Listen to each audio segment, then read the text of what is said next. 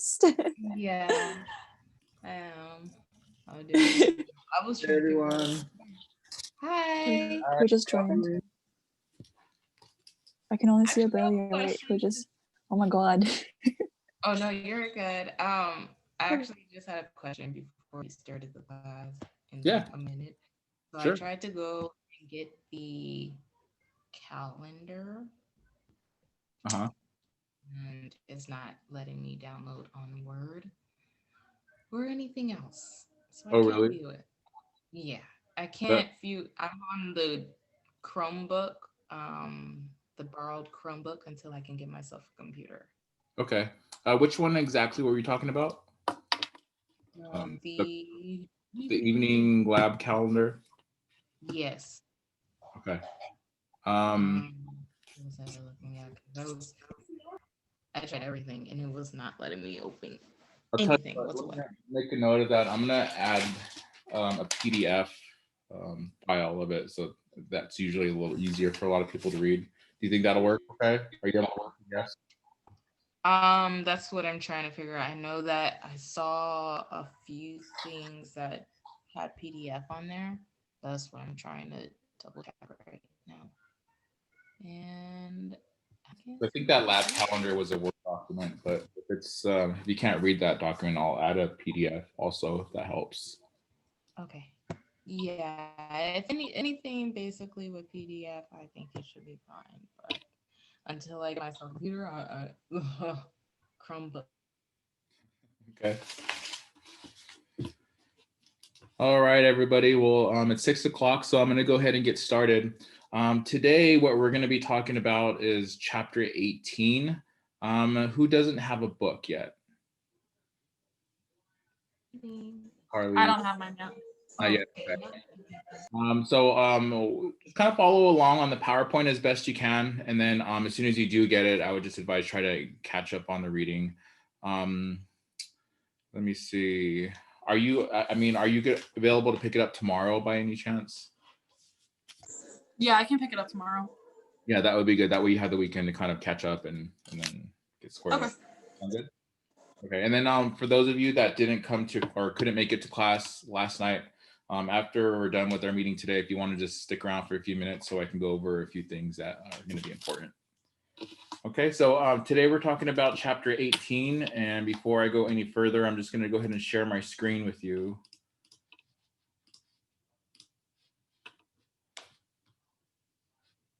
Oh, there we go.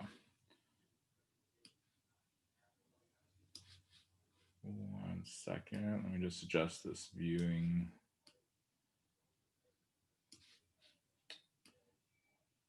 All right, can you guys see that okay? Yes. Cool.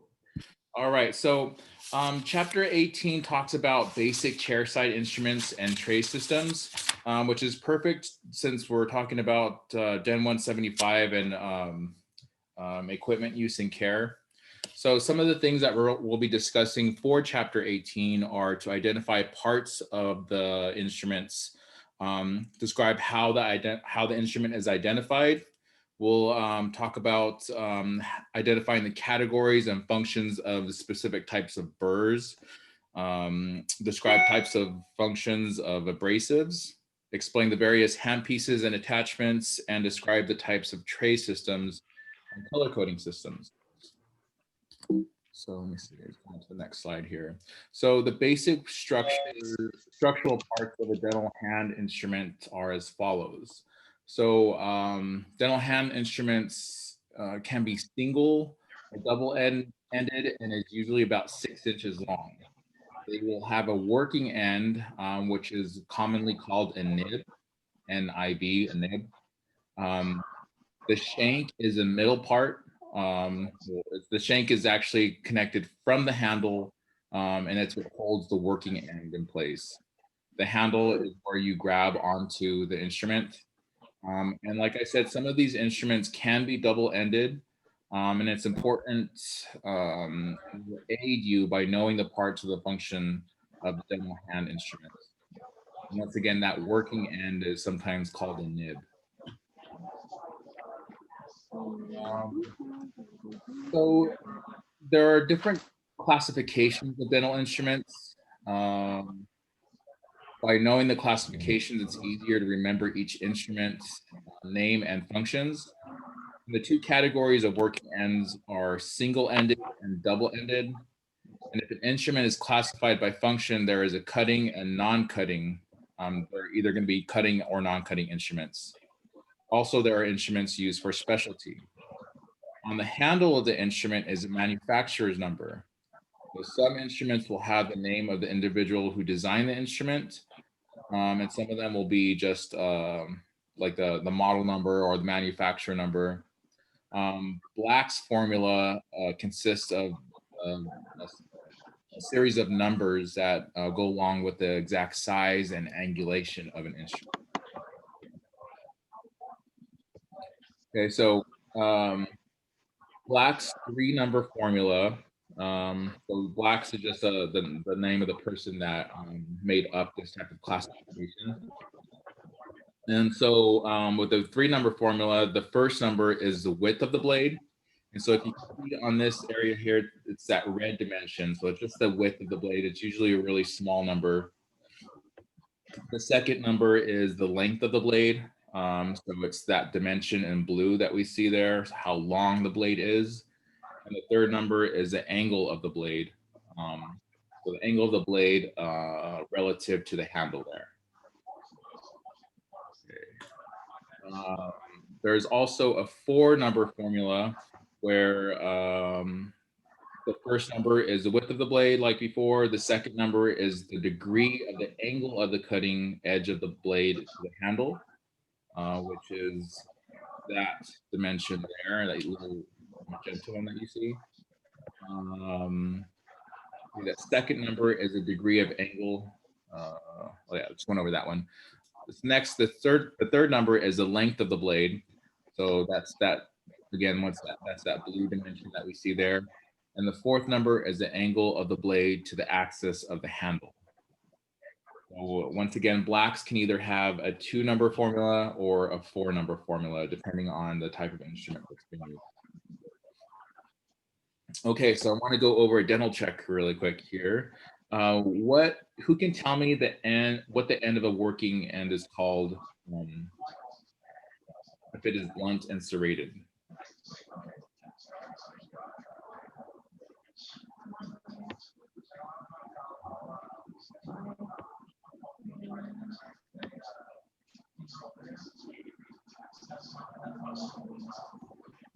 Oh wait, just kidding. So that working end is that 3-letter word that I talked about earlier. Can anybody tell me what it's called? The nib, I think. Right, nib. Very good. So that's just the working end of an instrument that's usually blunt or serrated. I'm gonna go ahead and ask you guys to go, if you can mute mute yourselves. There's lots of chatter in the background. Appreciate it. If you have if you want to have if you have something to say after you have a question, just unmute yourself. But if you don't, then just keep it so that the chatter's down a little bit. Let's see. These are cutting instruments. So like I said before, instruments or handheld instruments are either categorized as cutting or non-cutting. This is a type of cutting instrument. And the one that you see here on the screen is a chisel. Chisels can come in different, I guess, different types of chisels. This one that you see here is a straight chisel. There's also another one called a Wiedelstadt that you'll read about in your book, and a bi-angle. So hand cutting instruments are used in cavity preparation, and chisels are unique hand instruments because they come in 3 different shanks to reach different areas of the mouth. So the chisel is used to plane and shape enamel and dent in walls. Hatchets are another type of cutting instrument. These are usually beveled on one side. So if you look closely in this picture, you see a little bevel at the tip there. And then there is a blade on one side of that bevel. This is used to refine cavity walls and obtain retention cavity cavity preparations. What that means is whenever we need retention, we just add more grooves or undercuts. This creates surface area where fillings can kind of grasp onto so that they don't fall out of the tooth. So these instruments are used to refine and define different areas of the cavity prep. And it's important for you to be able to identify and know the use of each instrument. And by doing so, you'll be able to assist the doctor in a more efficient and accurate manner. Any questions with anything so far? Everybody's okay still? Okay. All right. A hoe is another type of cutting instrument. This is used to smooth and shape the floor of the cavity preparation. And if you look closely, the way that this instrument is shaped, it's kind of reminiscent of like a garden hoe, something that you would use to like, hoe weeds out of the way. So that's used in a pulling motion the same way you would use a garden hoe. So once again, that's to smooth and shape the floor of the cavity preparation. Gingival margin trimmers are another type of cutting instrument. They usually have a curved blade. So it's kind of hard to see in this picture there, but it's almost like the blade is curved a little bit. That just gives it a shape so you can cut around the curvature of the tooth, and it's angled for that cutting edge. The bevel, it's also used to bevel gingival margin walls of cavity preparations. So once we go a little bit more over tooth morphology and like the different parts of the tooth, we'll know, I'll be able to explain more about what a gingival margin is. But that's another thing that these trimmers do. Is they just kind of trim away excess material from the top edge of the cavity preparation. Angle formers are another type of cutting instruments that are used to define point angles, and they are also used to sharpen line angles. Excavators can be different types. So we have two different types of excavators that we commonly use in dentistry. This picture on top is a bladed excavator, and this one on the bottom is what it's called a spoon excavator. Or for short, you can call it a spoon. This is to remove carious materials from inside of the tooth. Anytime you see the word caries or carious, that just means decay or decayed tooth structure. So that will, if there's like little nooks and crannies inside the cavity preparation where there's still a little bit of carious tooth structure, these excavators are really good for getting or scooping that out. They can also be used to remove excess cement around the tooth. And then they have other little utility uses, like tucking the rubber dam in place, or some dentists will even use it to pack retraction cord when they're in a pinch. Okay, so who can name the cutting instrument that is used to plane and shape enamel and dentin walls?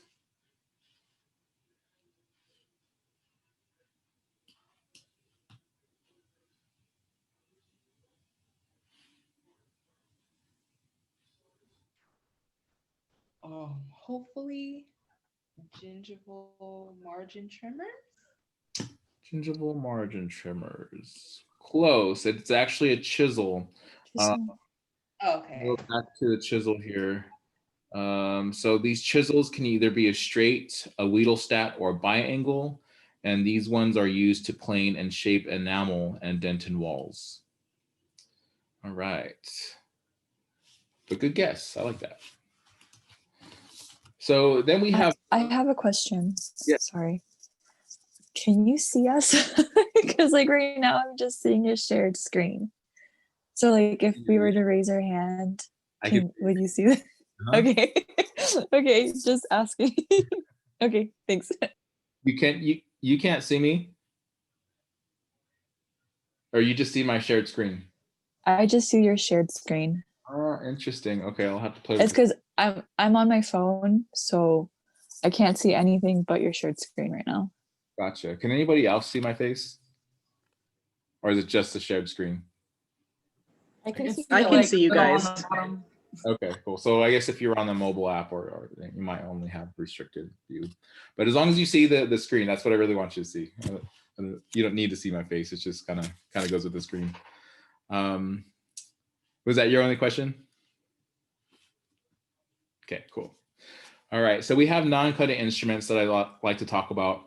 And we'll start off with the most basic instruments, and this is the basic examination instruments. You'll hear it being called a basic kit for short, or just basic instruments. In a basic instrument kit, you'll find a mouth mirror, you'll find explorers or an explorer, you'll find a set of cotton pliers and a periodontal probe. So these are common to all tray setups, and these instruments are used to begin all procedures. There are 3 types of mirrors that you'll find. There is a plain or regular surface mirror, which is what you see on top, letter A. This has a reflective surface on the bottom that can sometimes create a ghost image. So this is what that little dotted line represents, is a ghost image being reflected.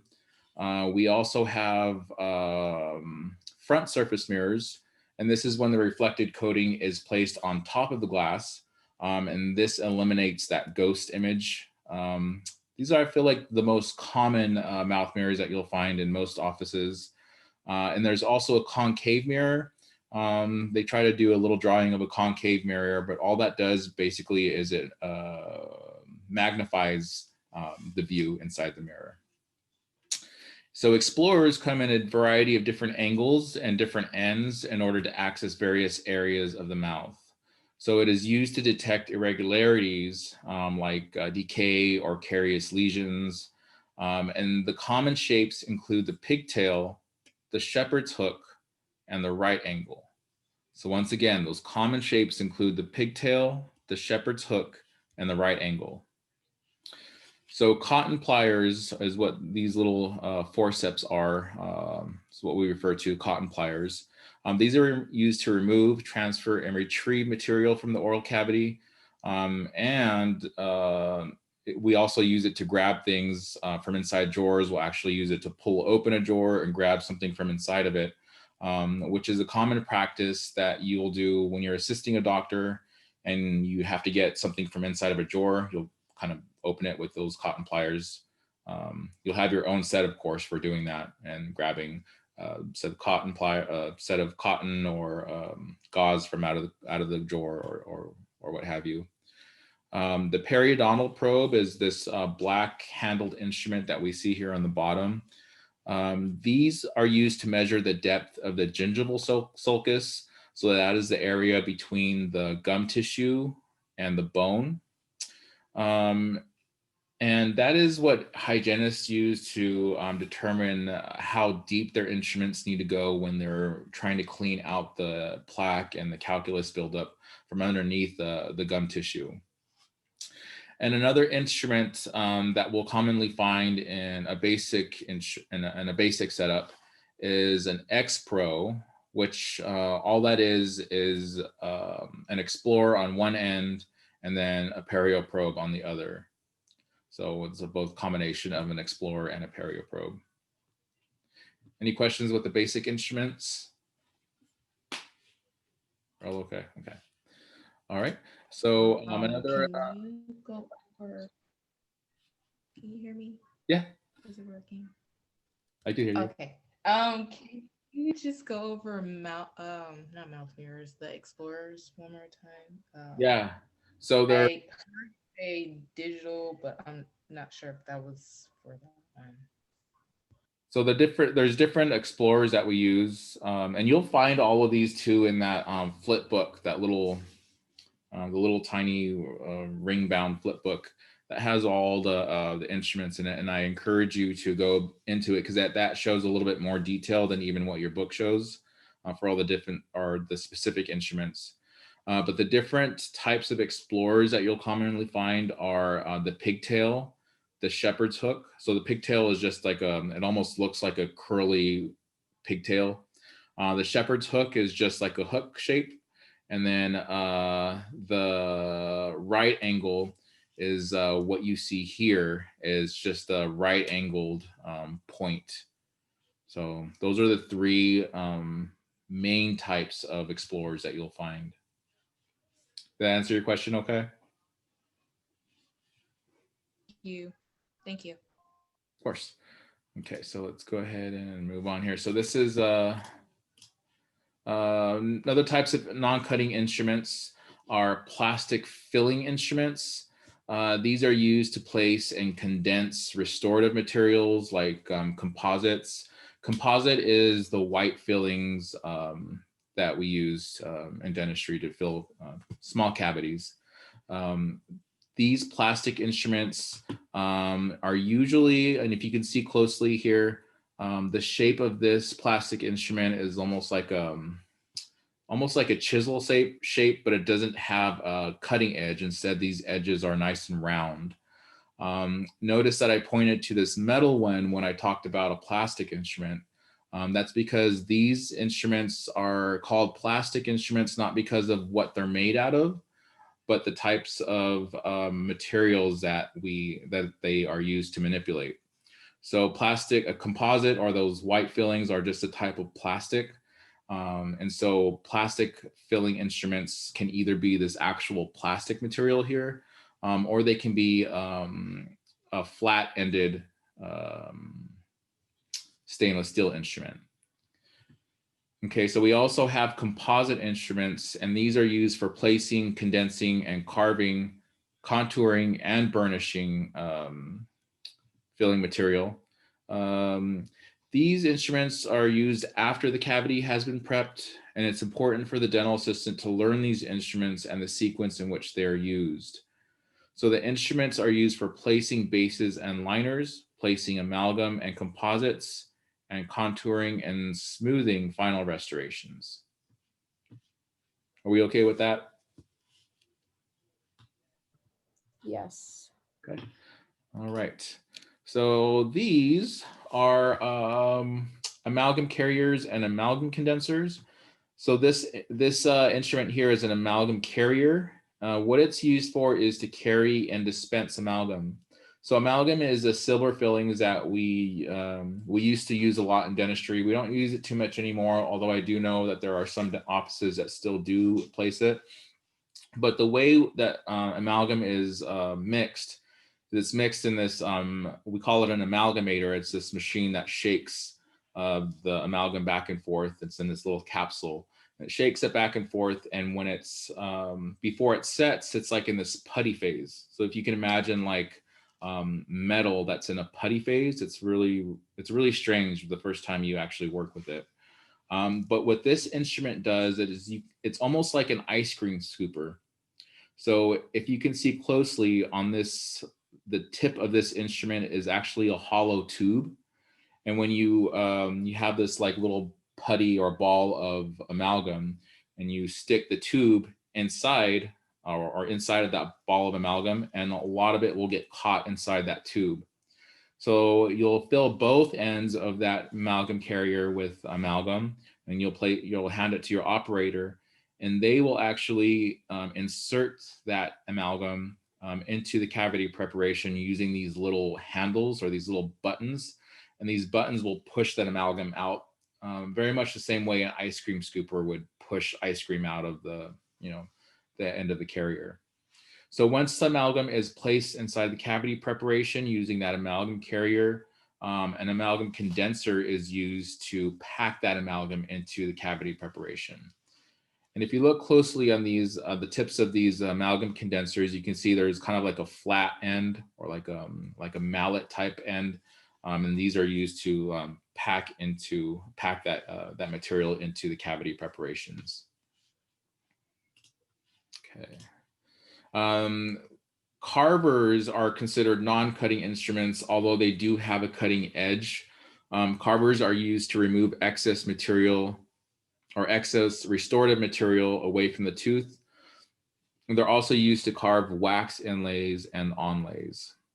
So there are different types of carvers that you might find in your instrument pocket guide, and every operator will have their own favorite ones to use. Um, oh, I thought you had a question. The Hollenbach carver is a long bladed carver. This is a Hollenbach carver here on your right side. And this is used to shape restorations or to carve away excess material. And the discoid cleoid, which is this instrument here, it's called a discoid cleoid because it has two different cutting edges, or two different edges.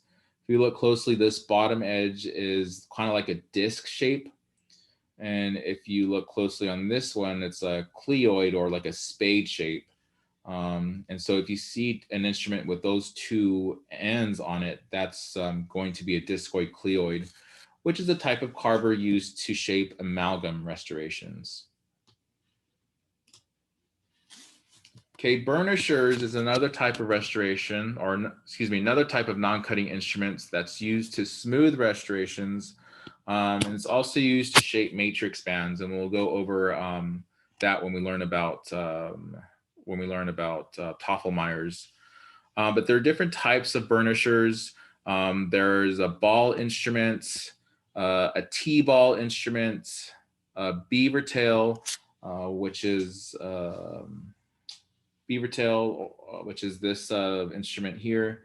An acorn is something like a ball, but it looks, it's got a cutting edge that looks almost like an acorn. Acorn burnishers are used for smoothing amalgam and composite restorations. So this thing that you see here, actually I told you wrong. I told you that was a beaver tail. This is actually a beaver tail here. If you can look closely, you see this little ball edge there. So ball instruments are very similar to a beaver tail in that they have that ball edge on the tip. The difference between a ball instrument and a beaver tail instrument is a beaver tail instrument has this longer shank here. You see that there? It's like this kind of curved, you can think of a beaver's tail kind of a thing. And if you look in your pocket guide, you'll see a ball instrument is very similar, but the ball is a little bit more up on the shank. And then we have a football. This is a football burnisher. And these all kind of do the same thing, but depending on the situation, depending on the dentist's, like the dentist's own likes or what they need it for, they'll use different types of burnishers for different types of things.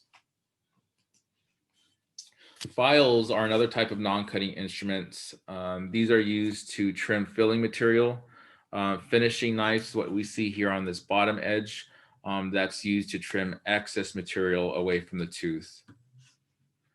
By excess material, I mean usually things like filling material or cements that hold materials inside of the tooth. There's also some miscellaneous cutting materials, or miscellaneous instruments. These are non-cutting instruments. It includes a spatula. These are just a few different spatulas, what we see here, usually used for mixing cements. We have a picture of articulating forceps in your book, and I apologize, there's not one on the PowerPoint. But if you look on your page 395 in your book on figure 18-30, there's a picture of an articulating forceps. If anybody's ever gone to the dentist and ever had a filling done, if you'll notice that they stick something in your mouth at the end of the filling procedure and they ask you to tap, tap, tap. What they're doing is they're sticking that articulating forceps in your mouth, and it has what we call articulating paper. That articulating paper, it has ink on it, almost like what carbon paper has. And when you chew on it, it makes marks on the occlusal or the chewing surface of your teeth. And that'll tell the dentist how hard and exactly where you're hitting on each cusp. So those are usually a finishing type of non-cutting instruments that's used at the very end of a procedure, right before like a filling is adjusted. Okay, and another type of miscellaneous instruments are scissors. And in case you didn't know what scissors look like, there's a picture of one on figure 18-31 on that same page. So care and maintenance of these instruments will extend the lifespan of them due to proper care. And so all instruments should be properly cleaned and disinfected as soon as possible after use. And if they're not, if you're not able to clean them right away, they should be pre-soaked in a solution to prevent the debris from drying out on the instruments. So things like cements and restorative materials that get left on instruments can actually get stuck onto these instruments. If it doesn't ruin them, it just makes your life difficult because you have to sit there and try to clean it off. So that's why they should be cleaned properly, and they should be cleaned as soon as possible. They should be cleaned in an ultrasonic bath or a similar solution. Hinged instruments like scissors or pliers should be cleaned in the open position and should be lubricated as appropriate. This is because they have a tendency to rust when we put them in the autoclave. And after cleaning for the appropriate amount of time, the instrument should be rinsed and dried. And once dried, they should be sterilized and stored. And then all instruments should be carefully inspected before use for properly functioning parts, broken parts, and sharpness. So we never want to use a broken instrument on a patient's mouth because it'll have sharp edges that aren't designed to be sharp, for example. So who could tell me the type of burnisher that is popular for smoothing amalgam or composite restorations?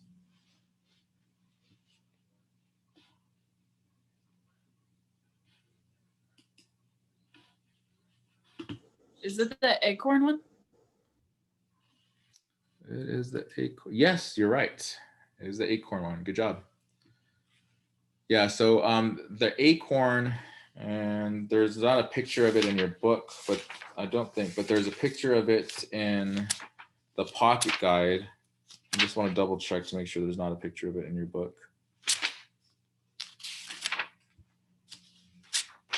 Yeah, no, there's not. But there is one in your pocket guide. So if you take a look, that Acorn is kind of iconic because it's one of the very common ones that we use. Oh, there is one.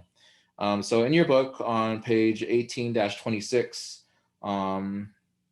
figure 18-26, excuse me, on page 393, letter F, that is an Acorn burnisher.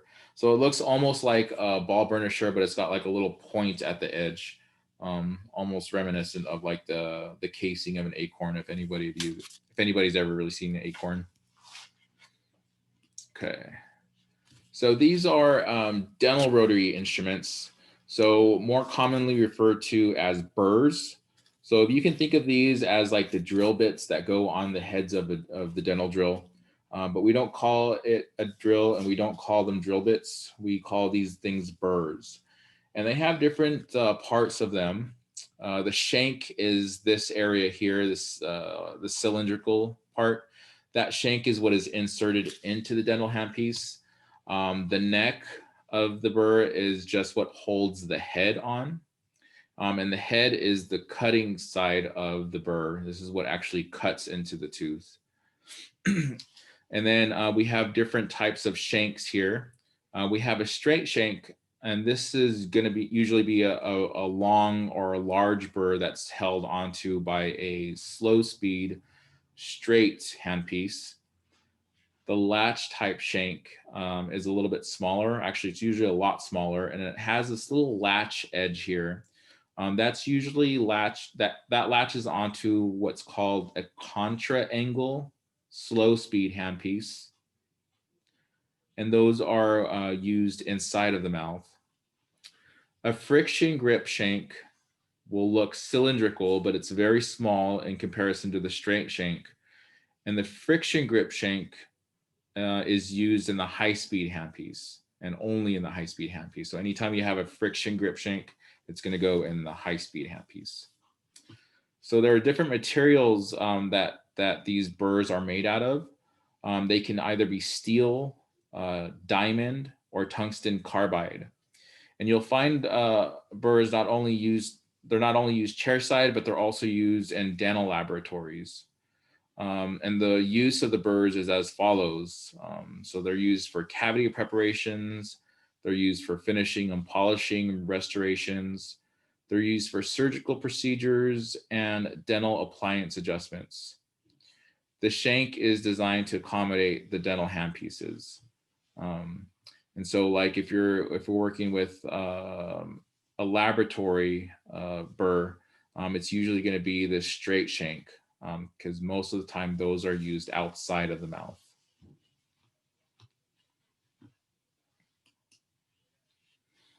So there are different types of burrs that we use. And the burrs are divided into categories according to their use. So for example, the cutting burrs are separated into different shapes and sizes. And we have round burrs. Round burr is a type of cutting burr that is used to open the cavity and remove carious tooth structure. And then there's different types of cutting burrs also that do other different types of things. And you'll see those when you read about them in your book. Pay close attention to table 18-1 on page 399 when you go into your reading. That'll talk about all the different shapes of the cutting burrs and what they're used for.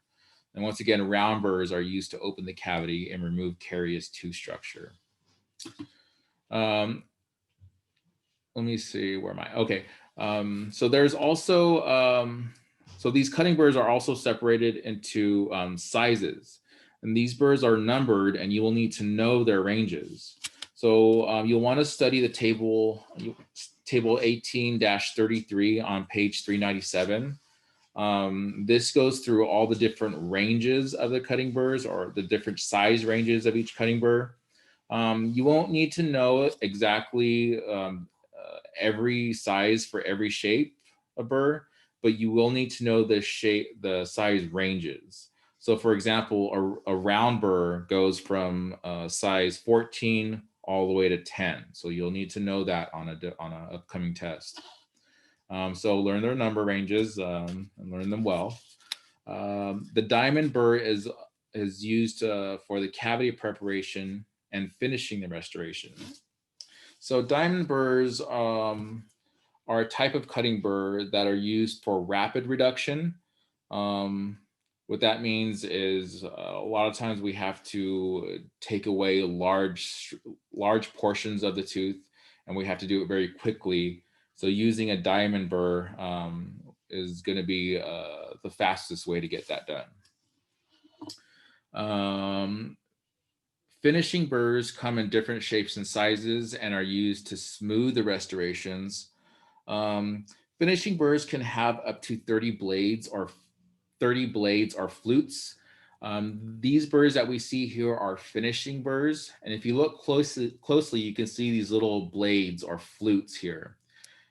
There's different ranges of flutes depending on the grit, where there can be, for example, a red banded one would indicate that the burr has 8 flutes.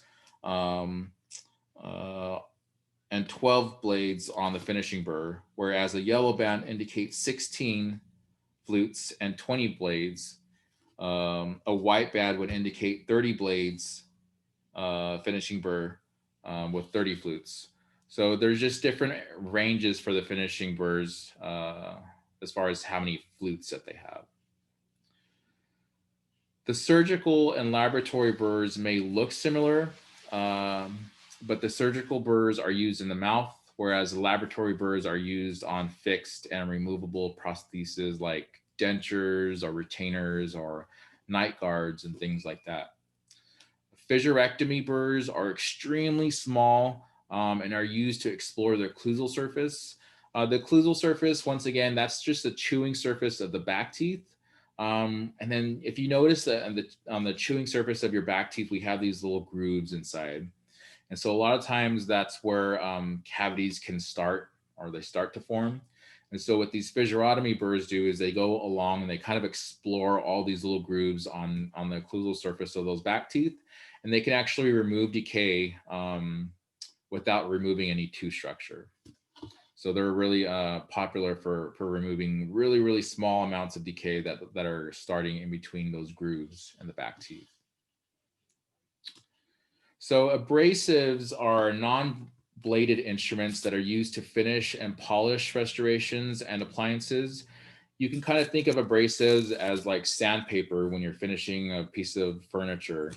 So you're not going to be cutting into anything with these, but you're going to be smoothing them and making them nice and shiny. So these are categorized by shape and materials from which they are made. So example, there can be rubber abrasives, there can be stone, and sandpaper. And so the shapes that categorize abrasives are discs, points, and wheels. So there's different types and functions of abrasives, but in order to use a type of abrasive, you'll need to know what they're mounted on. So mandrels are rods of various lengths that are used in low-speed handpieces. And these are what discs are mounted on. And discs are used to polish, smooth, and adjust restorative materials, as well as dental appliances. So once again, mandrels are used with different abrasives, which are either mounted to the mandrel or unmounted. And they come in 3 different shanks. They can come in lat shank, a friction grip, or a straight shank. So the types of discs are sandpaper discs, they can be diamond discs, or they can be something called carbundrum, which is also known as Joe Dandy discs or separating discs. So some discs can be brittle and can break easily, and so they're always used on slow speed handpieces. Otherwise, they can break in a high speed handpiece. So stones are used for cutting, polishing, and finishing amalgam, gold, composite, and porcelain restorations. Stones are used in the laboratory and are available in different grits, shapes, and sizes. Rubber wheels and rubber points are another type of abrasives. Rubber wheels, or excuse me, rubber wheels are what we see kind of on top here. These little wheel-like things are used for finishing and polishing. And rubber points are these pointy edged kind of abrasives. These are also used for polishing, but they're more adaptable for defining anatomy and restorations. So you might use this little point in an embrasure area, where you might use this cup over like a cusp or a pointed area. So there's different shapes where these can go. There's different shapes that they're used for to go to different types of crevices that you need them for. So after using an instrument in the oral cavity, you have to remember that it has to be sterilized and properly disposed. These things are held in these little storage containers known as burr blocks. And those come in a variety of designs and sometimes can be sterilized with the burrs that they hold, which makes it easier for like tray setup and things like that. Okay, so who can tell me the type of burr that is used to open the cavity and remove the carious tooth structure?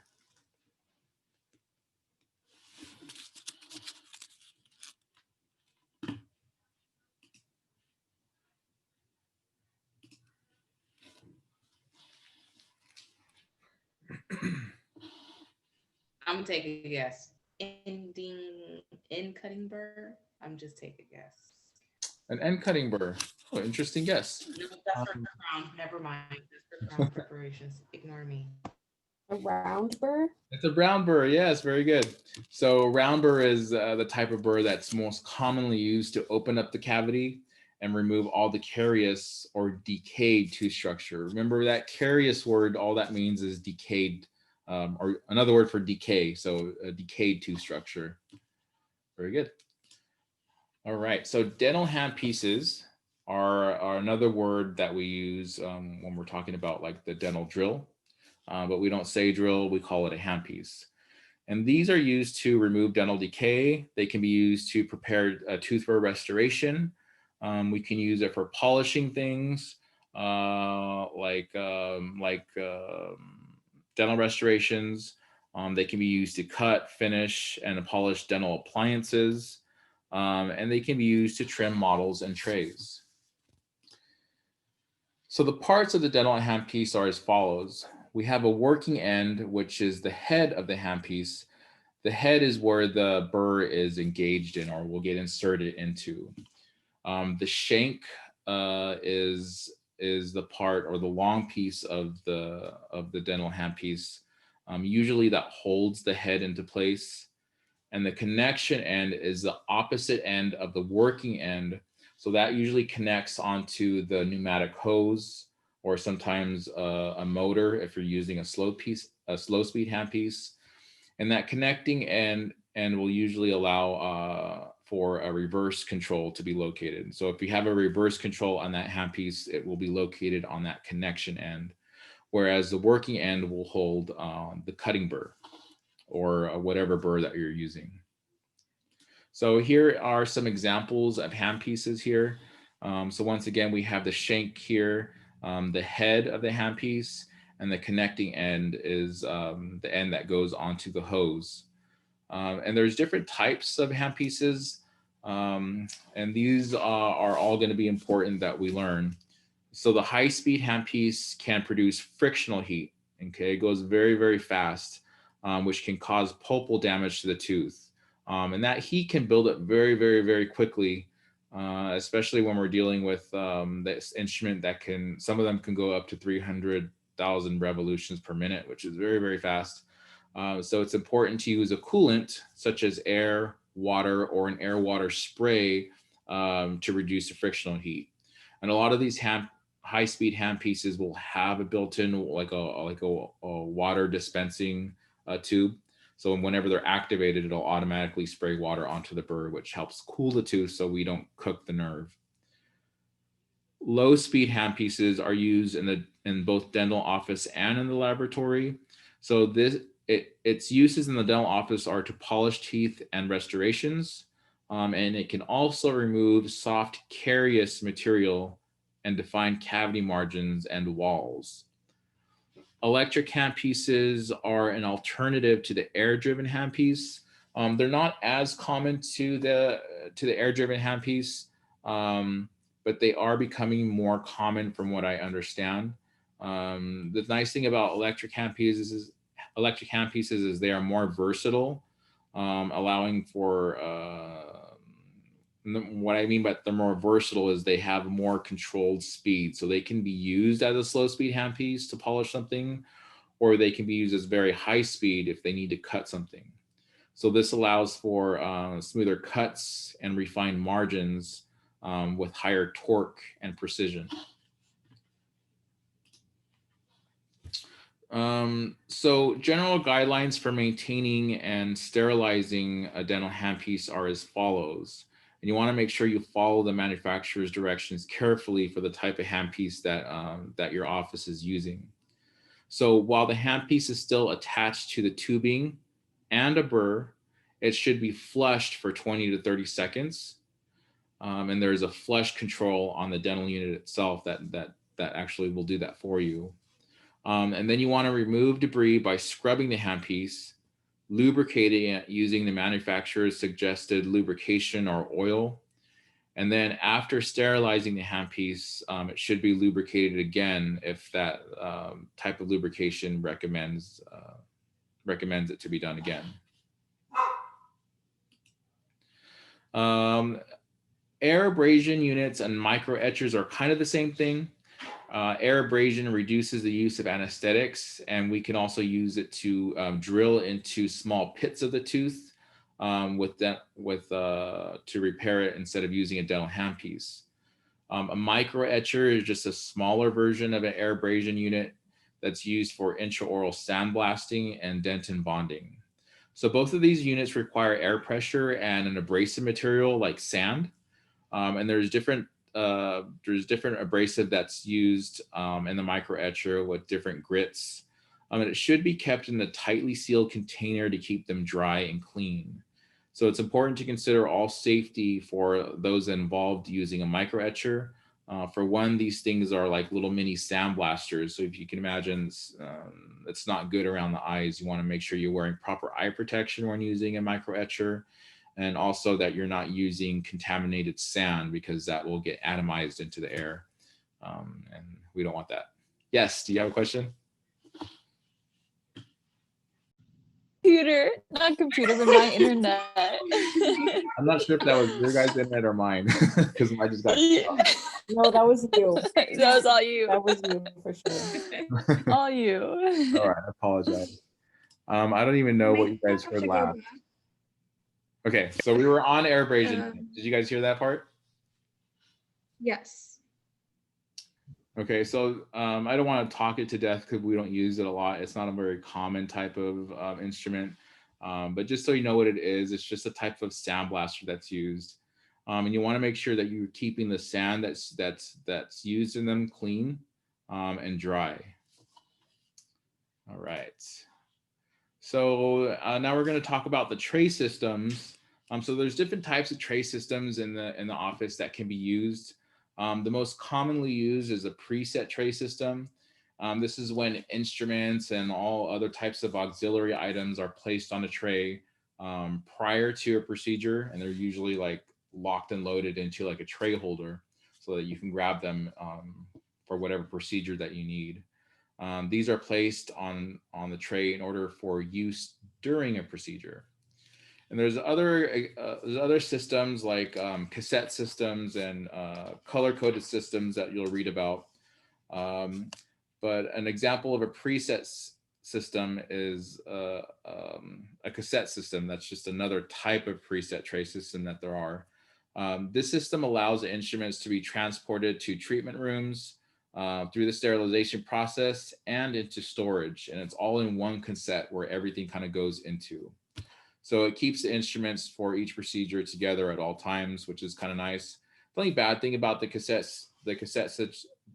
system is that it's kind of bulky. It's kind of hard to store if you have multiple cassettes, in my experience anyway. Color coding systems are used to indicate the different procedures that they're used for, also to keep instruments together so we don't lose them. This is also used to indicate the treatment rooms and where they should be stored, additional sets of instruments, individual operators, sequence of use, or any combination of the above. So the color coding makes it easy to identify instruments and trays. And it's important that the material used for color coding is autoclavable and durable so it doesn't melt in your sterilizer. So the types of materials used for color coding include plastic rings and color coding tape. And this is just some example of a type of color coding system. Somebody asked me in class yesterday why there was these little colors on the instruments that I was showing. And that's precisely for that, so that we can keep them all together, keep them all kind of in the same family, so that they're kept together for the procedures that they're used for. All right, any questions about any of that?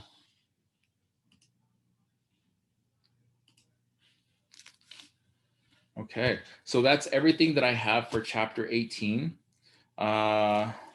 Before I let you go, I wanted to go over what's expected of you for tonight.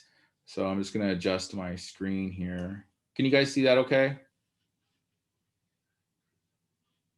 Yeah, actually, I want to do a different share. Let's do that so you can see my whole screen. Okay, so this is in your DEN 175 content. So if you click on announcements, you can scroll all the way to the bottom. So I hope everybody didn't have too much trouble with submitting their vocabulary for week 1 last night. But for tonight, what we're going to be working on is as follows. So the first thing that you'll notice in your course content is the spelling test for week 1. Is everybody still with me? Or did the connection get lost?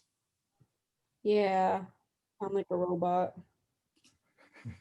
Yeah, you kind of cut out again, so we kind of Okay. missed that last part. Yeah, I got a notification that my internet was cutting out. Let me see. I want to open up the course content so I could actually show you where all this is at. But apparently my internet is unstable, so bear with me here.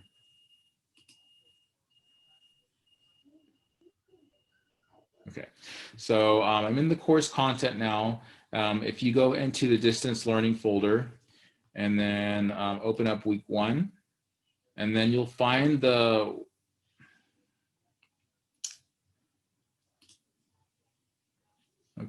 well, you should find this this folder here for 114, and it looks like it's not available to you. So let me just edit that really quick so I can open it.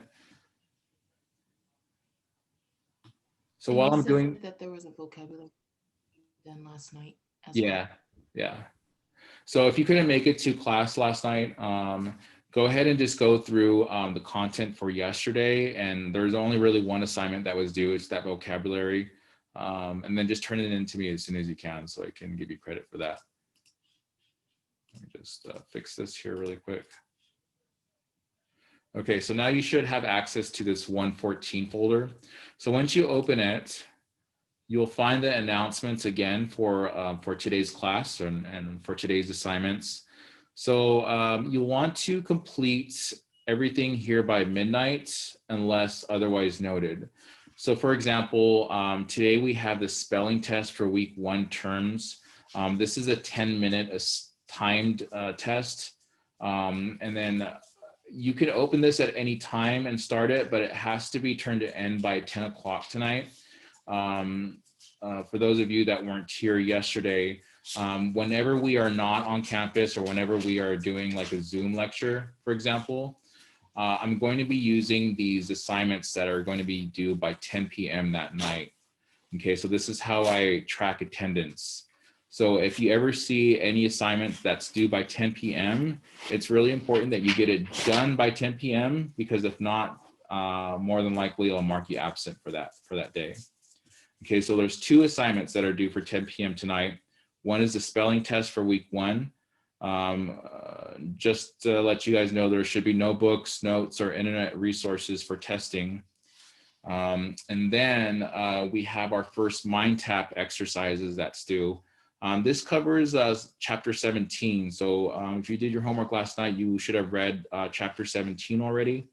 And then you should have also gone through the video of how to add or how to log into the MindTap exercises using that course key that's inside of your textbooks. So if you haven't done that, or if you weren't here yesterday, I'll walk you through that at the end of class today. But what's due for that is 17.1 through 17.7 quick checks. That should take you about 30 minutes to do, and that's going to be due by 10 o'clock tonight as well. So I'm just going to scroll down here so I can kind of show you everything that I talked about so far. That first link is just the link that you'll use to open up your spelling test. These, scroll down to here. These are the quick checks for 17.1 through 17.7. So if you've already logged into Cengage and gotten your MindTap login and course key situated, you should be able to just click on these links and they'll take you to the actual content. So I'm going to go ahead and click on it so I can show you. So sometimes it takes a minute to load.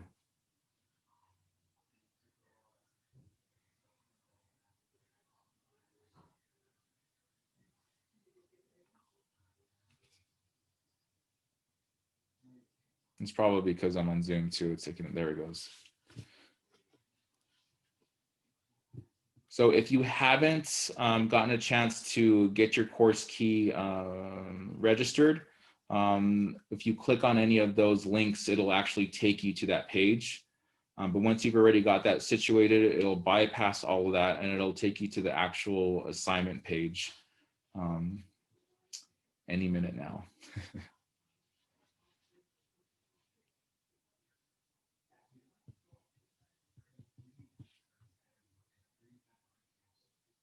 Okay. So the mind taps the quick checks are nice because it kind of quickly allows you to go through these assignments, which are really helpful, especially towards getting you or for studying, so that you're ready for the test or for the chapter tests.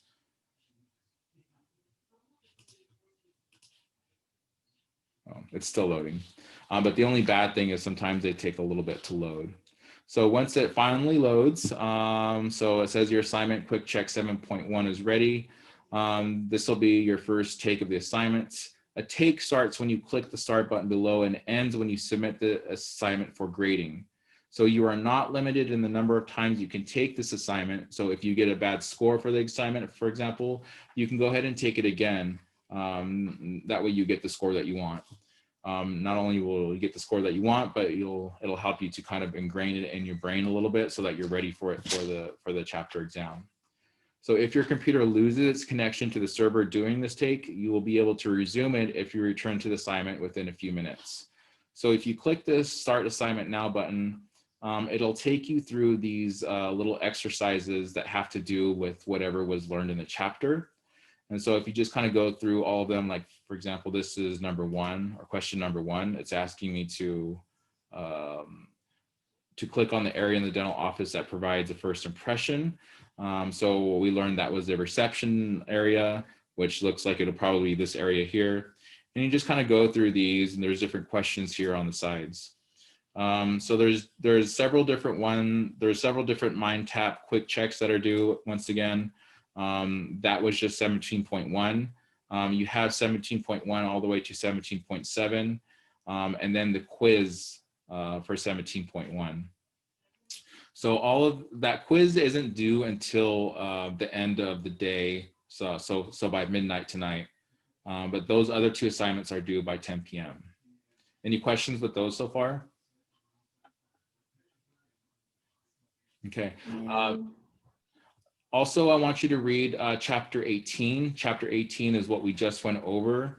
I want you to read that in entirety. It should take you about 60 minutes, which is an hour, to accomplish that. And then this, anytime we have a Zoom lecture, and for whatever reason you can't make it, I still want you to be able to have access to that lecture. So usually 20 minutes after the Zoom ends, it'll be uploaded into, or recording will be uploaded into here, so you can go ahead and check and recheck the content of the classroom, so that you get the material. So just know that that'll be a feature that'll kind of always be around anytime we have a Zoom or a Zoom session and you can't make it. Another assignment that I want you to start working on is this Burr review assignment. I want you to spend about an hour on that tonight. That's not due until January 20th, but it's a little involved. And so I want you to just kind of go through it. I'm going to scroll down to the actual assignment here, so that we can kind of go through it. So you have a choice of different things that you can do for this assignment. One of them is to create a set of flashcards using like apps or websites like Quizlet or Cram or whatever format of your choice. Or you can create a PowerPoint presentation, or you can create a poster. But it should be able to be viewed clearly by a Blackboard submission. So what I've had students do in the past, if they're going to do a poster, is to just take a picture of it and then send the picture through Blackboard. That way, that's really the only way that I can grade that type of submission. So just kind of go through the assignment here.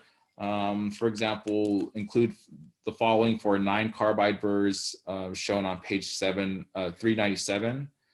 So you'll sketch or photo of each burr, explain the function of each burr, and then list the number ranges for each burr. And then just kind of go through the rest of the assignment here. It should explain the rest of it there.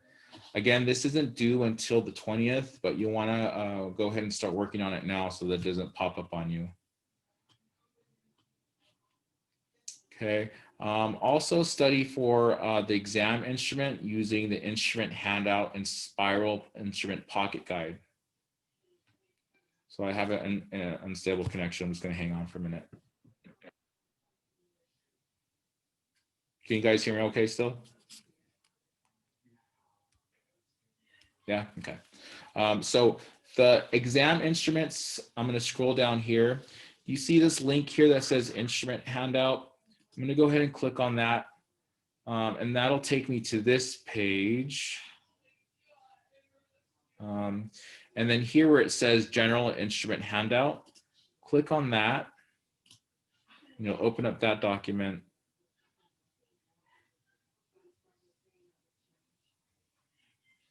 Okay, so these are just kind of like a list of some of the instruments that we went over. For example, it'll list all the instruments in an exam kit, and it'll tell you everything that they're used for. So that's an exam kit. This is everything for hand cutting instruments, everything for composite setups, amalgam setups, and then some miscellaneous instruments. So this is one of the things that you want to use when you're studying for your instrument IDs. And once again, those instrument ID dates are on that calendar that's on Blackboard that I talked to you about yesterday. And if you have any questions about that, please let me know so I can go over that again. But this is what you'll be used to kind of study for that. You'll be asked, you'll be given a picture, or you'll be shown the instrument, and I'll want you to tell me what it is and what it does. Any questions with that so far? Okay. I'm going to open back to today's content. Okay, and then also study for the Chapter 17 test. That test is going to be on the 19th, which is the next day that we're going to be meeting. That's next Tuesday. That is a timed 30-minute exam. And the way you want to study for Chapter 17 test is every time I go over a lecture, like in a daily content, there will be a folder that will go over like a study content folder for that specific chapter. So for example, yesterday we went over Chapter 17, or we discussed that in class. And so and you'll find a Chapter 17 study materials here. And usually what I like to include in the study materials is a crossword puzzle for the terms and flashcards that'll help you kind of memorize these terms that you're going to be, or more than likely will be tested on.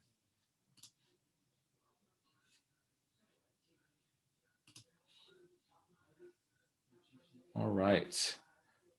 Let me go back into here really quick for today's content. And that's pretty much it for the rest of the campus. Just to let you guys know, we won't be meeting on Monday because Monday is a holiday.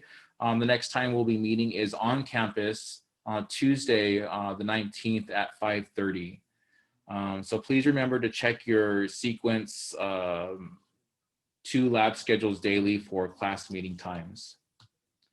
Was there anybody else that had any problems pulling up that calendar for this class meeting times? Okay, everyone was able to get it. Okay, is there any questions for any of you that aren't staying after class? Okay, if you don't have any questions, that's going to be it for tonight. If you can think of any questions, feel free to email me. I'm usually available and can answer emails within an hour within the class hours. So just let me know if you have any questions. All right, you guys, thank you for joining me. Thank you for listening. We'll see you next time. Thank you. Good night. Thank you. Thank you. All right.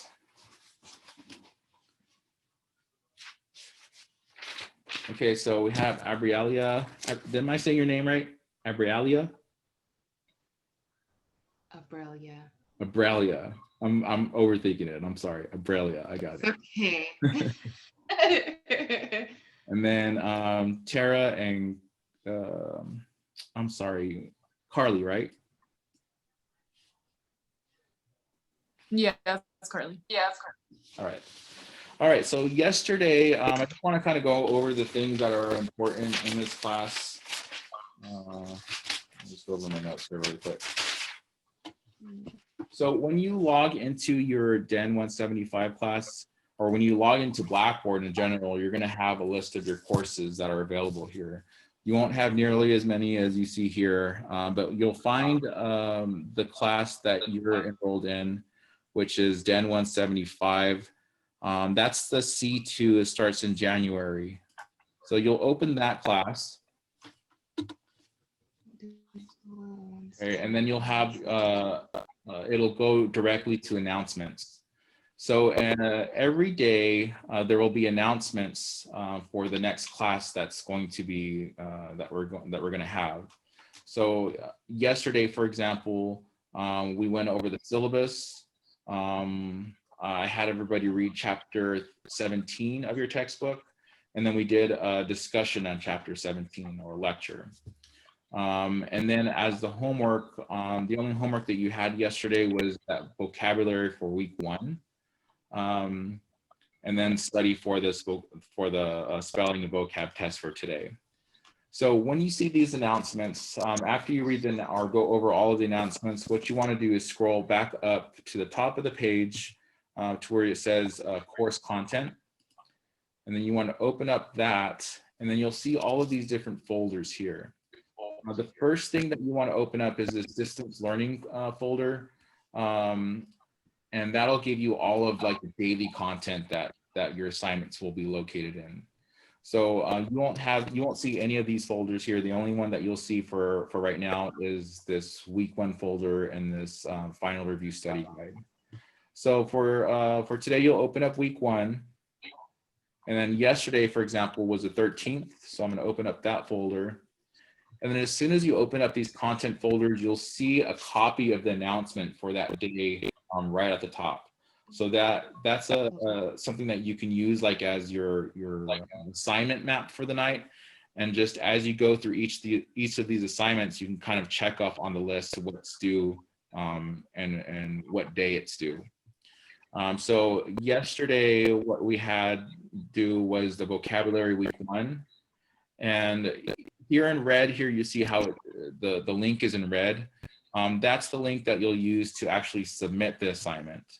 So before you submit the assignment, you'll actually have to do the assignment. And in order to do that, this sequence 2 spelling vocab terms is something that you'll open, and it'll automatically download this document that has all of the spelling or vocab terms that you'll need to know. Let me just adjust this so I can show you. Okay, so for example, so these are all of the spelling terms for sequence 2, and there's 5 weeks worth of them. But we are only working with week 1's terms for right now. So the homework for last night was to look up all of these terms either on the back of your book or in your book. And if you can't find the terms, you can do like a Google search for them, but just make sure that you're using the dental context for each term. So for example, if you can't find matrix in the dental or excuse me, in the textbook, you can Google matrix, but I don't want to know about Keanu Reeves movies. I want to know about the actual ring that goes around the tooth to make to do a filling. So you'll see all different types of definitions for some of these terms if you look in Google, but just make sure it has some type of dental context. So that'll help you study for the spelling test. Okay, so that was it for that. That was basically what's due for yesterday. For yesterday. Yeah, but if you guys weren't here, I'm not gonna hold you against it. I'll give you this one freebie to just kind of get that in without any any points deduction or anything like that. Okay, and then let's see. 1 second. Tara, I see you. How you doing? I'm good. How are you? Good. So this is you were in my classes before, so I'm just kind of going over Blackboard with the new students. Okay. I know this is all information that you already know, so I don't expect you to kind of sit through this. But just do you have any questions for me that I want to keep you on here for stuff that you already know? Not that I can think of right now, but I'm sure if I do have a question, I'll go ahead and shoot you an email. Yes, please do that. But yeah, you're good to go. if you want, unless you want to Okay, say. perfect. See you guys Tuesday. All right, see ya. Okay, so where was I? Okay, so one of the things that I went over before is something called PPS points. So I want to go over something with you here really quick. So these are the different folders that you'll find in your classes and under the course content folder. But one of the things I wanted to show you was this welcome letter. And the welcome letter talks about PPS points.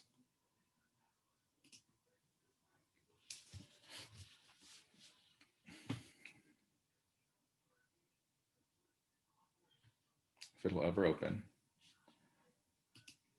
Oh, it can't. Yeah, I can't open that. That's one of the things I can't open. Okay, well, let me find it in my things here, and then I'll upload it in a different way so that you guys can actually see it. But let me see. Let me just find it.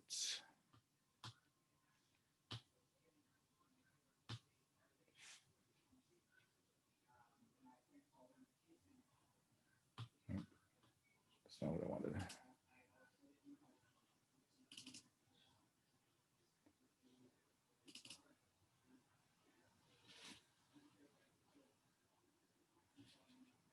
Okay, so this is what's in that document, and I'll probably turn it into a PDF and re-upload it so it's easier to read. But this just kind of welcomes you to the dental assistant program. It tells you the different instructors. Rhonda Milla is the lead dental assisting instructor. If you ever need to get a hold of her for any reason, her email is there. I am the evening instructor. This is my email here in case you ever need to get a hold of me. My email is also going to be on the whiteboard in the classroom at all times.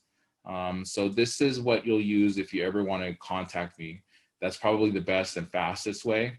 I usually try to respond to my emails within an hour, especially if it's like class hours. I always try to make myself available to you.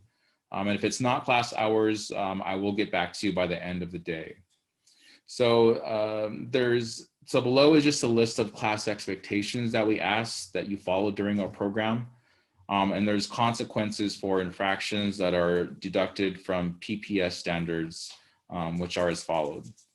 So PPS just stands for, the word escapes me at the moment. You guys might have actually learned it in career prep, but they're actually professional soft skill points. So you end up with a certain amount of points in different categories, and you have points that are deducted from that set of points for every infraction or for every violation or for every category that you make. So for example, the first infraction will result in a verbal warning and 2 points deducted from your PPS score. Okay, you usually end up with 16 or 17 points depending on the category. The second infraction will result in 4 points deducted from PPS, and a third infraction results in 4 points deducted, and then student services will be notified, and then the student may be placed on advisement or probation. I usually don't have to deal too much with this. Usually by the first or second time, you learn how much it affects your grade if you fail to do something in any of these categories. So all infractions that an instructor has with a student will be documented, and then it becomes part of your student permanent record. So these are the types of categories that these professional points have to deal with. The first one is professionalism. So your experience in the classroom or lab or anywhere on campus should reflect the same professionalism that will be expected of you in the dental office. So your school experience should reflect your behavior as if you were employed. And this is included but not limited to courtesy towards staff, faculty, and students, appropriate language, and appropriate conversation topics. Testing is another category. Tests are typically given for each chapter, plus additional verbal and written quizzes are supplemental to each course. So if a quiz or test is missed for any reason, a 10-point deduction applies. So you can make up a missed test, but they will be required to be taken the day you return to class. If you don't take it that day, or if you're not ready for it, there are no retakes after that, and then you will get a 0 for that exam. So just know that if you have to be absent during a test date, the next day you come back, you'll be expected to retake that test. Okay, so homework is another category. Please check your daily schedules and the whiteboard or Blackboard for homework assignments and due dates. Homework is due at the beginning of class, or more importantly, what you should be checking is the whatever due date is on that announcement for that daily content. I'm not a huge stickler on not accepting late homework. I understand things happen. Sometimes you have to have, if you have a family emergency or a sick child, or something that prevents you from getting that week's or that night's homework in on time, I will accept late work, but you will get a 10% point deduction. So just keep that in mind. That 10% point deduction applies whether you do well or not on the assignment. So if you got a 60% on an assignment, for example, you can expect a 50% after that. So just know that these deductions kind of add up after a while. Cell phones may only be used when applicable for an instructor approved activity. So no texting, calling, Facebook, Twitter, or surfing during class. If you have an urgent call coming in or need to check a message, I don't even need you to notify me really, but just kind of go ahead and take the call outside of the classroom until you get it situated and until you can join the class again. I'm not a huge stickler with cell phones either. We use cell phones a lot in our daily lives, and I understand a lot of us even use it to like do research and homework assignments, or to even take notes in. So as long as it's not obvious, it's not obviously like affecting your studying or your focus, or it's not bothering anybody, I'm probably going to be okay with it. But just make sure that you're using the time that you're in class, that you have in class wisely, and you're focusing to the instruction. Interruptions is another category that can be disruptive to the class. And these are include but are not limited to talking when the instructor is leading or when other students are sharing, using cell phones when it's not an appropriate time, sleeping in class, projecting a negative attitude, arriving late, leaving early, and just being discourteous to others. Dress code is another category. Any student in violation of this policy may be asked to go home and change. Class time missed will be noted in your attendance as well and deducted from your professional performance standard score. So with dress codes, you just want to make sure that you're wearing clean closed-toe leather or vinyl shoe. So you shouldn't be wearing any mesh, canvas, or fabric.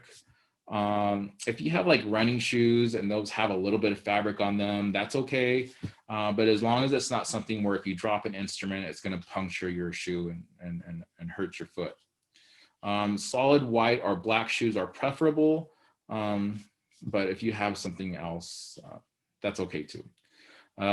Clean, unwrinkled uniforms with no rips or tears, white or black solid shirts under scrubs. PMI logo sweatshirts are acceptable for campus wear. If we are going to be doing any lab or chairside activities, you'll be required to wear your lab coats. And then of course, you have to make sure that you bring your PMI photo badge every day. No facial, tongue, neck, or body piercings are allowed, or at least they can't be visible. No multiple earrings, no hoops or dangling earrings, especially in dentistry. They can get caught on things and it can just be a dangerous situation. Your hair should be neat and clean. Hair longer than collar length should be worn up and off the shoulders at all times on campus, especially when we're working in a procedure or in the lab. Bangs need to be pinned back to avoid interfering with vision or contacting the patient. No hats, caps, hooded jackets, large hair ornaments, or bandanas are allowed. No bracelets other than a medical ID or alert. Nails must be neatly trimmed. So here's another one that nails and nail polish is kind of a sticky situation. It says nail polish is not allowed in the DA program, but I'm not a huge stickler with it. If you're wearing nail polish, that's fine. The only thing that can get in the way that I've seen are acrylic or gel nails, especially if they're really sharp or really long. Those will just cut through your gloves, and it's not a safe situation for you or your patient. So if you're going to be in the dental field, you're going to have to get used to not having really long nails. There's lots of assistants that have acrylic or gel type nails, but they should be short enough to where they're not going to interfere with you putting on gloves. Okay, makeup should be modest, no heavy perfume, lotion, or cologne. Undergarments must be worn, and bras are required for female students. Food and beverage is another thing. So the dental classroom or lab is regulated by OSHA, which prohibits food or beverages in these areas. So all food and beverages, including water, must remain sealed. I don't care if you have it on your desk or have it near you, but they can't be anywhere near the operatories, and it has to be in a sealed or a sealable container. There shouldn't be any food or beverages on tables, chairs, counters, or floor space. And break times will be established for consumption of these items in designated break areas. PMI has a zero tolerance policy for cheating. So cheating in academic honesty or dishonesty is another category. Students caught cheating will receive a 0 score for their test in progress and will be sent to the student services for conduct advisement. I feel like this is kind of the same rule across the board for most college campuses. Don't plagiarize, don't cheat. Otherwise you can be terminated from the program or receive a 0 for the assignment or even the class. Attendance is another category. Students arriving later than 10 minutes after the class begins must contact their instructor regarding late arrival. If you don't contact me or give me a reason why you're late or why you couldn't make it to class, you can expect those PPS points to start being deducted. Attendance is noted in 5-minute intervals. So arriving at 8:03 would be a 5-minute attendance deduction, whereas arriving at 8:07 would be a 10-minute deduction, and then so on and so forth. Failure to contact the instructor once again results in PPS points deduction in the responsibility category, as well as the dependability category. So contacting the instructor will allow the student to schedule a makeup test for a quiz, even though a 10-point deduction applies to all work turned in late.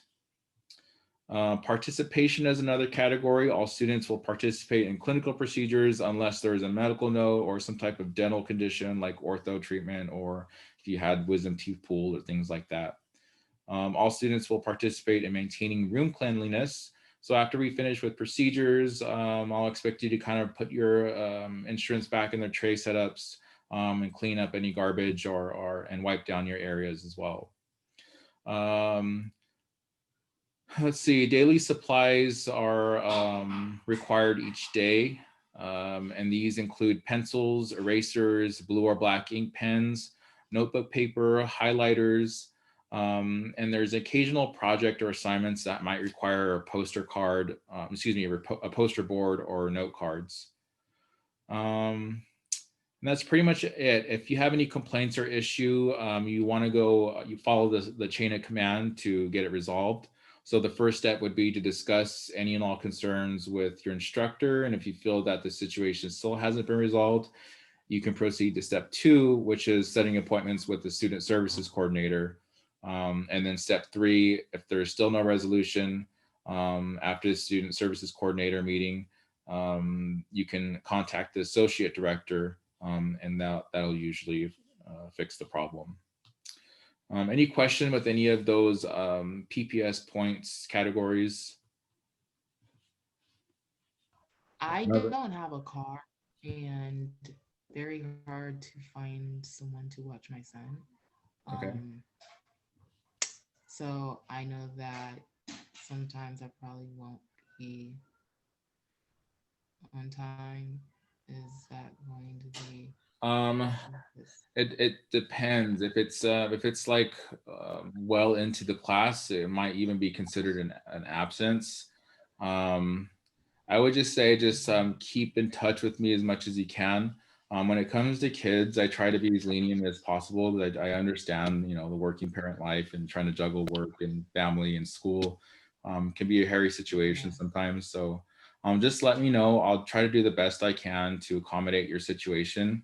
But just know that there's only so much that I can do when you're missing so much class. So there's only so much that we can catch up on. So just do the best that you can. And then we'll try to work through it as we go. That sound fair enough? Okay. Okay. Thank you. Of course. So I'm going to go ahead and close out of that. That was pretty much, that goes over all the PPS points. I want to go back into the course content here. Lab skills is another really important thing that I want to go over. So if you open up your lab skills, you'll have this PDF here, and I'll open that up. So every course, or most courses that you'll take in the dental assisting program, will have a set of lab skills that are required to pass the course. So in order to pass the course, every single lab skill has to be passed, and you'll have 2 attempts to do it. If you can't pass that lab skill in the first attempt, you'll get a notification and then an invitation to retake the exam. If you still can't get the skill on the second exam, you will have to retake the entire course. So just be aware that these lab skills are important. They're an important part of the course, and making sure that you're in class enough so that you don't miss how to do some of these lab skills. So I just want to go over some of all of the ones that are required for Den 175. And some of them are really easy, and some of them are a little bit more involved. The first one is just chair adjustment.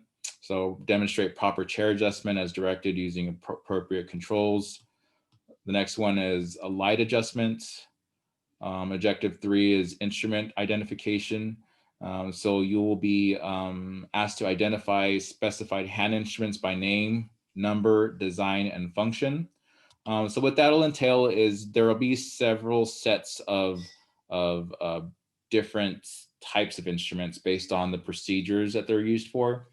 And then based on whatever exam that we're taking. So for example, if we're doing an exam kit, that's probably the easiest one because that's the basic kit. I'll show you a picture of a mouth mirror and I'll have you tell me what it's called and what it's used for. And so there's several different procedures that you'll be responsible for the instrument identification. The next one is instrument care. And this will just be how to care for the instruments, tray setups for all the different types of procedures that you see here. And that's all for Den 175. I'll keep you updated on, actually, I don't need to because there's actual a calendar here. So regarding all the lab skills, if you click on this instrument ID lab skill due dates, this is really important for you to know so that you know when these lab skills or when the dates for these lab skills are going to be. So in that document that it downloads, it'll give you like a little list or like a little calendar. And as soon as it opens, I can show it to you. Okay, so these are the lab skill dates for Den 175, or not just for Den 175, but for sequence 2.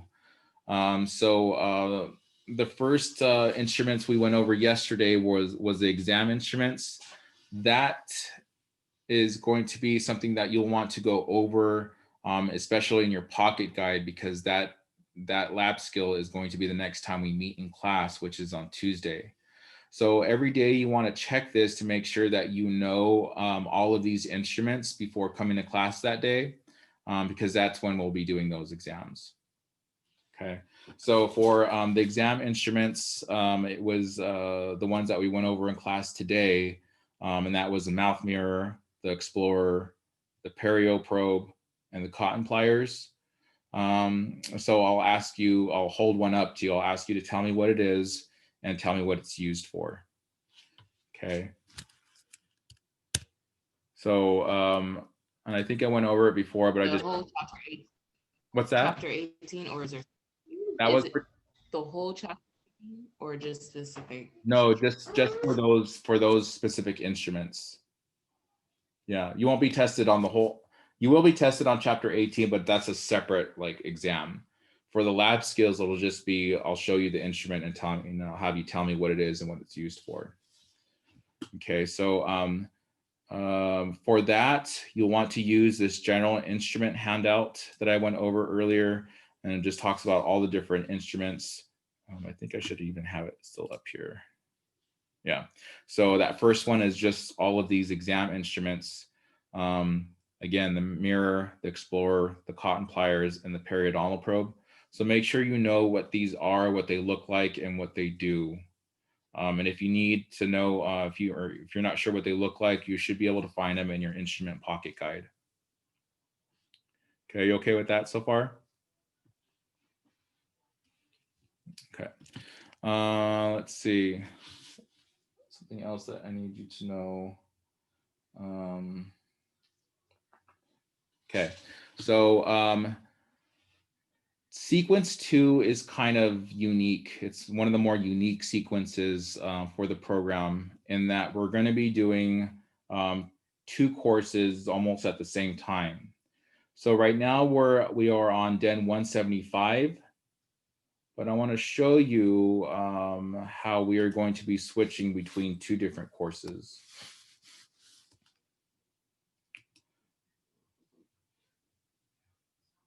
So this is a sequence 2 on-campus lab schedule, and I want to show you where I got this from. So if you go to course content, go down to where it says Eve on-campus lab schedule, please check this daily. So if you go and you click on that, it'll automatically download this calendar here. So yesterday was the 13th. That is when I introed Den 175 and Den 170. So Den 175 is the course that we're starting with, right? So that course is going to be held today, which was the 14th. It is the 14th. The next time we were going to be meeting is the 19th, which is Tuesday. And in that, you'll see that you're going to be in lab for 200 minutes. So that is from 5:30 to 8:40 that night. And we are going to be going over some more instrument introduction. And that is going over Den 175. We'll do Den 175 again on the 20th. But then if you could see after the 20th, the 21st, we're going to switch to Den 170. Den 170 is dental procedures. So instead of learning instruments, we'll be actually going over these procedures that these instruments are used for. So I will be simulating these procedures on the dexters that are in the operatories in the classrooms. And each of you will be assisting me so that you can get the feel for how to assist for each of these procedures. So I think that's probably the funnest part in this program, because you can actually, it's real hands-on simulation that you're going to be using so that you learn all of these procedures. So why did I mention that there's 2 different classes? Well, that's because for every class that you come to class for, you're going to be opening up that specific course in Blackboard. So for example, today you opened up Den 175, and that went through all of the different announcements and all the different course content for Den 175. So if it happens to be a day where we are working on Den 170, make sure that you're opening the Den 170 course in Blackboard, because that's where all the announcements and the content for that class will be. Does that make sense? So usually we won't be switching back and forth with courses like this. It'll usually be one course at a time.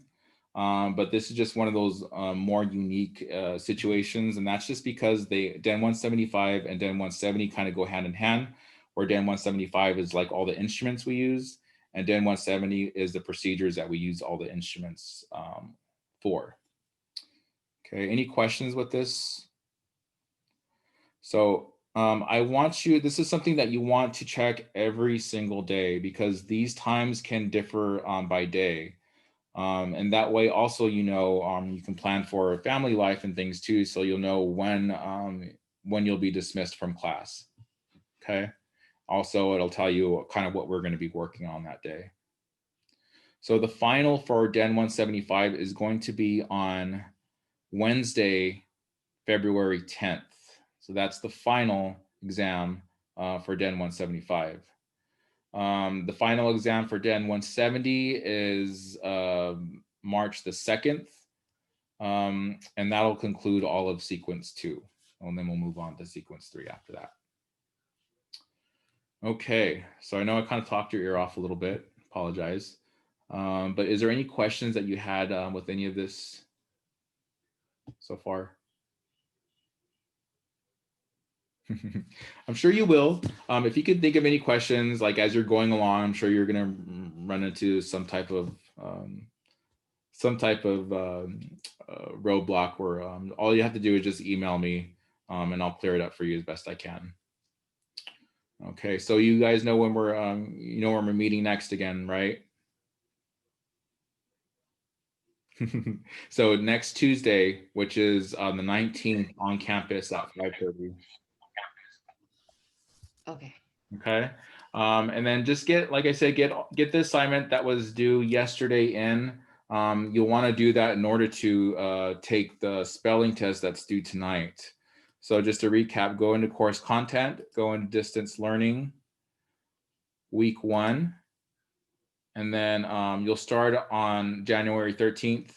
And then make sure you also do today's content, which is the 14th.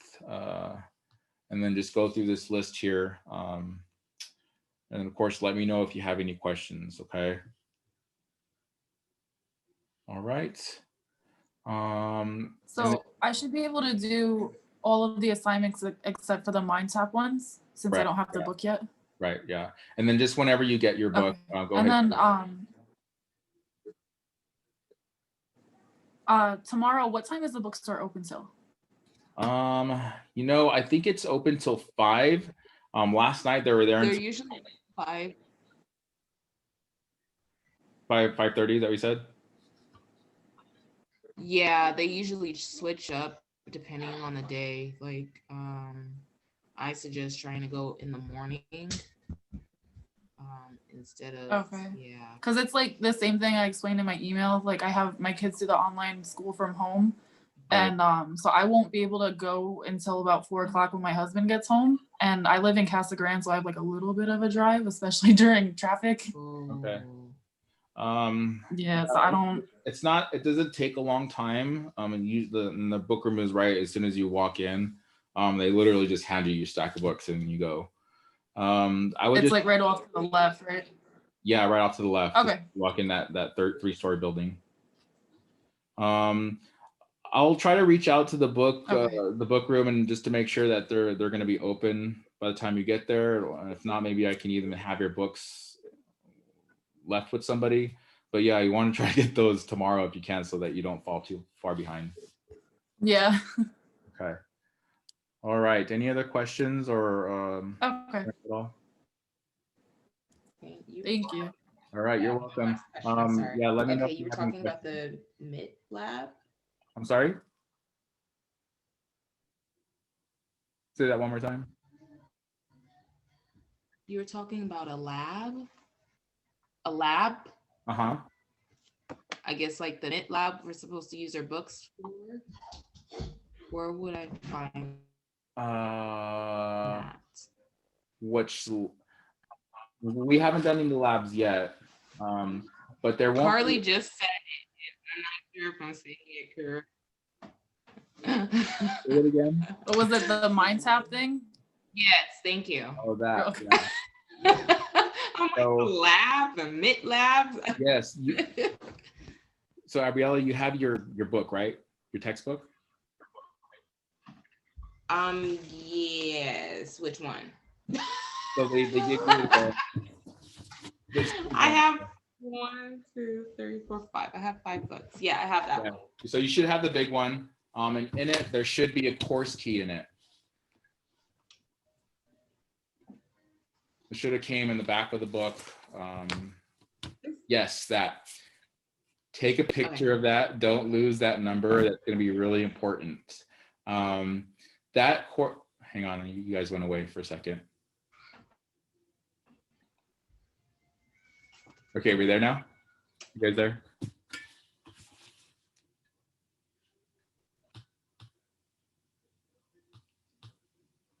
If you just show me, Okay, so what I want you to do, because both of you guys probably haven't done this yet. So when you go into week 1, into yesterday's content, sorry, not yesterday's content, go into course content, and then in course content, there's this thing here that says Cengage directions for student access to MindTap. Okay, that's a small YouTube or very short YouTube video that just kind of walks you through how to access these MindTaps using your course key that's in your textbook. So you won't have, it'll show you like how to log in, but you won't actually have that access yet. You'll have to create a new one, but just kind of follow along the instructions on how to click on that, or excuse me, how to log in using that access code. So Carly, once you get your book, you'll be able to do that. Abrela, you should be able to do that now using the course key that you have. And that's what you'll use to do those MindTap assignments. Those MindTap or quick check assignments are the ones that have this little icon with this little, I guess, circle icon. So all you have to do is click on any link that you see that icon if you haven't registered your course key yet, and then you should be able to actually get into the registration page through there. Once you do register, you won't have to do that ever again. You should just be able to click on the links and then get to the assignments that way. Okay. All right. Anything else? All right. Well, it was really nice meeting both of you. I can't wait to meet you in class. Again, please let me know if you have any questions. Okay. okay, thank you. All right. Have a good day. Thank you. Thank you.